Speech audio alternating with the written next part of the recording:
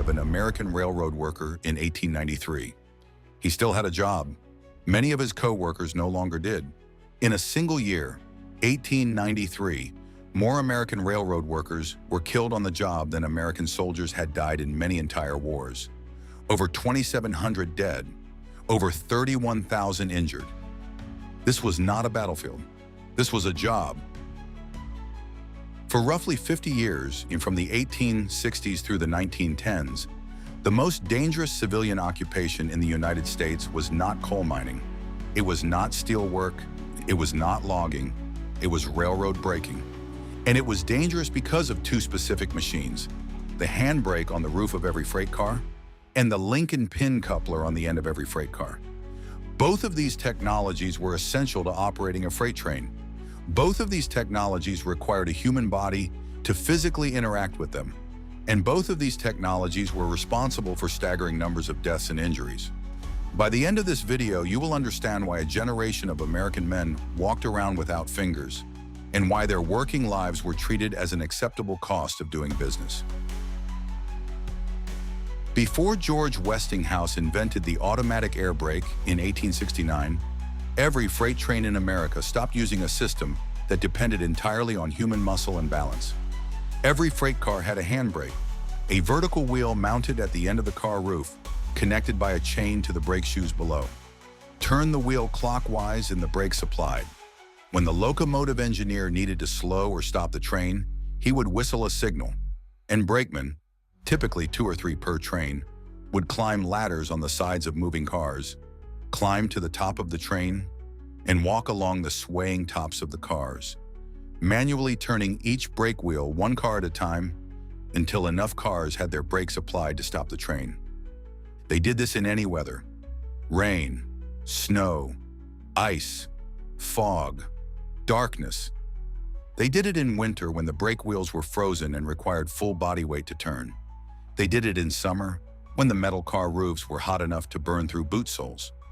They did it through tunnels where the locomotive's smoke filled the bore and the tunnel ceiling sat just inches above the highest point of the cars. A brakeman on top of a train approaching a tunnel had exactly 2 options: lie flat on the deck of the car and hope the clearance was enough, or be killed by the tunnel ceiling.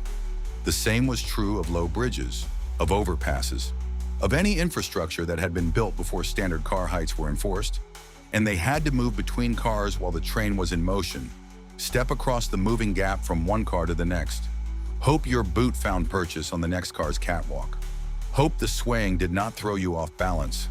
A misstep on top of a moving freight train at 30 or 40 miles per hour was almost always fatal. The brakeman fell between the cars. The wheels behind him did the rest. Railroad employment records of the era simply listed the cause of death as fell from train. It happened so often that it required no further explanation. But the handbrake was not what cost them their fingers. That was a different machine entirely. The Lincoln pin coupler was the standard American freight car coupling system from the 1830s through the 1890s. The principle was simple. Each car had a coupling pocket on each end. A brakeman would hold a heavy iron link, a flat oval of metal, extended from the pocket of one stationary car. Another car would be pushed toward it.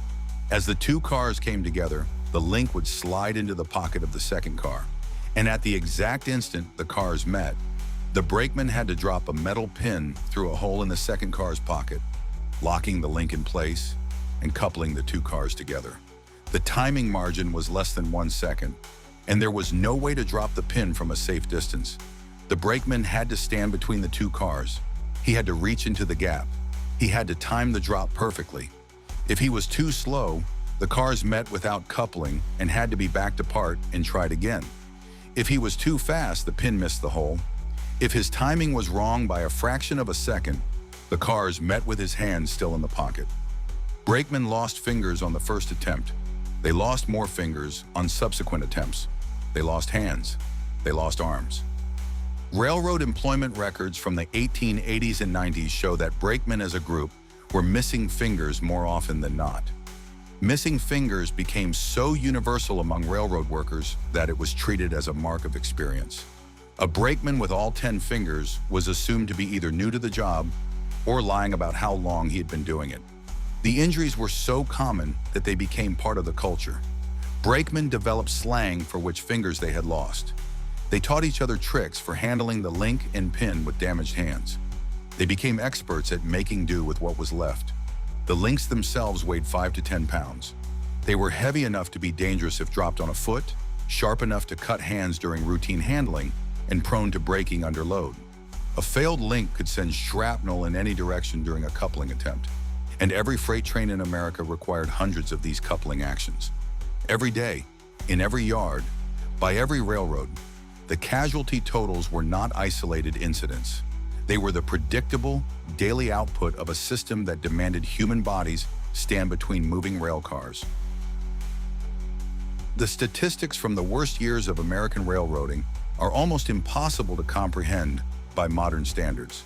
In 1893, more than 2,700 American railroad workers were killed on the job.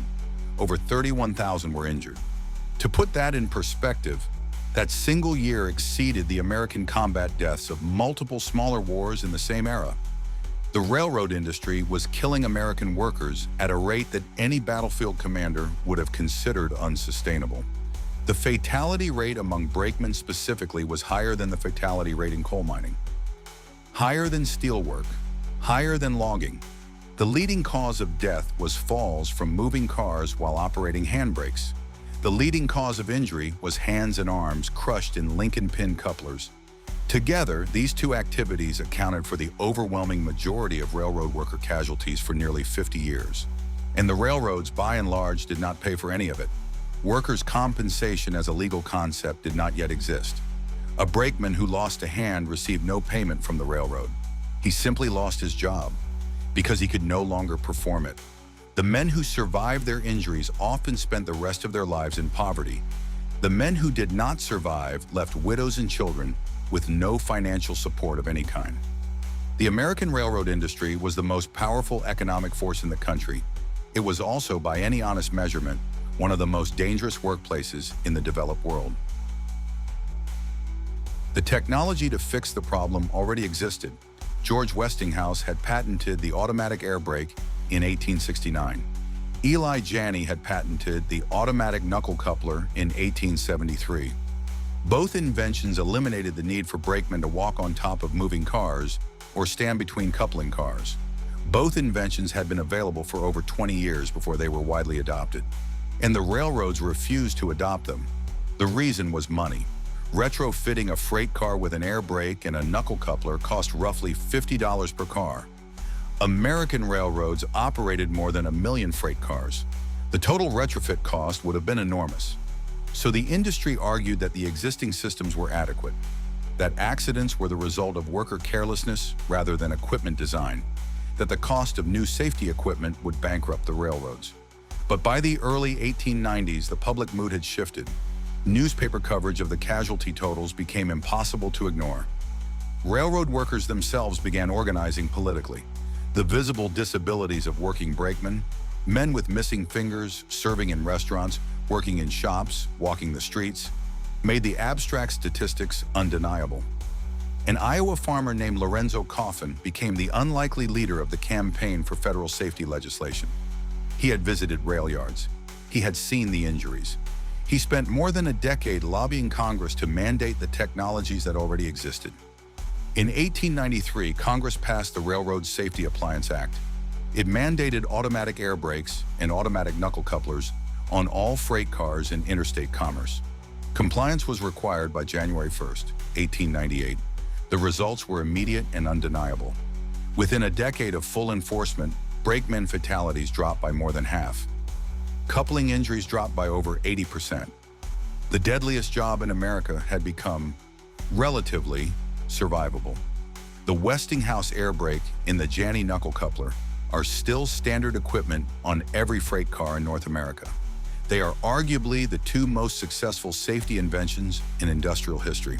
They had to be made mandatory by federal law. The industry that benefited from them most refused to adopt them voluntarily. The Safety Appliance Act did not eliminate dangerous work on the railroad. It eliminated the worst of it. The brakeman job evolved. As automatic equipment took over the most dangerous functions, The role merged with other ground crew positions. By the mid-20th century, the term brakeman was being phased out entirely in favor of conductor and switchman. The work itself did not disappear. Modern conductors and switchmen still walk ballast in all weather. They still couple cars by hand. They still ride the side of moving rail equipment during switching operations. They still work in environments full of multi-ton machines that cannot stop quickly. And modern American railroading still has fatalities. Every year, documented in detail by the Federal Railroad Administration, the casualty rate is a tiny fraction of what it was in the Lincoln Pin era. But it is not zero. The fundamental physics has not changed. A human body interacting with rail equipment will always be at risk of being crushed by it. Technology has reduced the frequency of those interactions. It has not eliminated them. The brakeman of 1890 and the switchman of 2025 are doing the same fundamental job. Interfacing the human body with massive moving rail equipment, the casualty rates have dropped by orders of magnitude. The work itself has not changed in kind.